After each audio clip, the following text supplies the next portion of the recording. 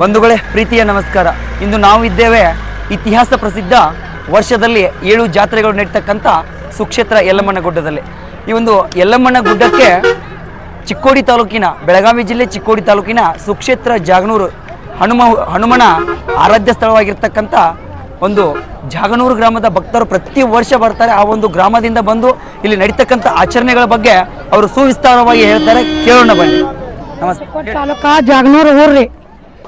ಮತ್ತು ರೀ ನಮ್ಮ ಹನುಮಪ್ಪಂದ ದಯಾದಿಂದ ರೀ ನಮ್ಮ ಬಡ್ಡಿಂದ ಪರಿಸಿ ಬರ್ತೈತೆ ರೀ.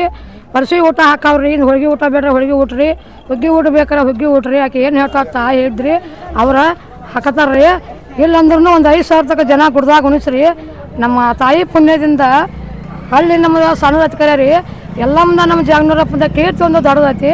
ನಮ್ಮ ಹಿಡಿ ನಮ್ಮ ಜಾಗನೂರು ಮಂದೆಲ್ಲ ಒಂದಾಗಿ ನಡೆಸ್ಯಾರ್ರಿ. ತಾಯಿ ಆಚರಣೆ ನಮ್ಮ ಹಿರಿಯರ ಕಾಲದಿಂದ ಬಂದಿದೆ.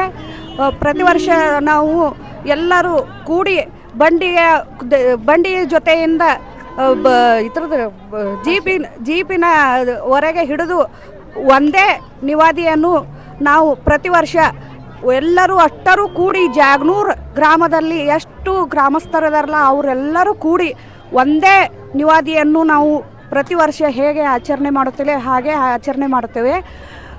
ಮತ್ತೇನು ಹೇಳಿ, ಈ ಸಲ ಎಷ್ಟು ಗಾಡಿ ಬಂದಿದ್ದವ್ರು ಜಾಗನೂರದಿಂದ? ಜಾಗನೂರಿಂದ ಬಂಡಿ 25-50 ಟ್ರಾಕ್ಟರ್.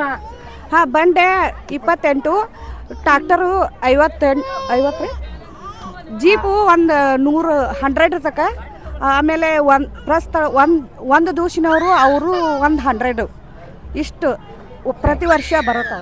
ಇದನ್ನ ನೋಡ್ರಿ, ನಮ್ಮದು 25ಕ್ಕಿಂತಲೂ ಅಧಿಕವಾಗಿರ್ತಕ್ಕಂಥ ಬಂಡಿಗಳೊಂದಿಗೆ 50ಕ್ಕಿಂತಲೂ ಅಧಿಕವಾಗಿರ್ತಕ್ಕಂಥ ಟ್ರ್ಯಾಕ್ಟರ್ಗಳು ಹಾಗೂ 100ಕ್ಕಿಂತಲೂ ಹೆಚ್ಚು ಕ್ರೂಸರ್ಗಳೊಂದಿಗೆ ಜಾಗನೂರು ಗ್ರಾಮದ ಪ್ರತಿಶತ 100ಕ್ಕೆ 80ರಷ್ಟು ಅಲ್ಲಿಂದ ಬಂದು ಈ ಒಂದು ಆಚರಣೆಗಳನ್ನು ಮಾಡೋದ್ರ ಮುಖಾಂತರ ತಾಯಿಯ ಭಕ್ತಿಯನ್ನು, ಮತ್ತೊಮ್ಮೆ ಭಕ್ತಿಯ ಶ್ರೇಷ್ಠತೆಯನ್ನು ಜಗತ್ತಿಗೆ ಸಾರಿ ಹೇಳಿದ್ದಾರೆ.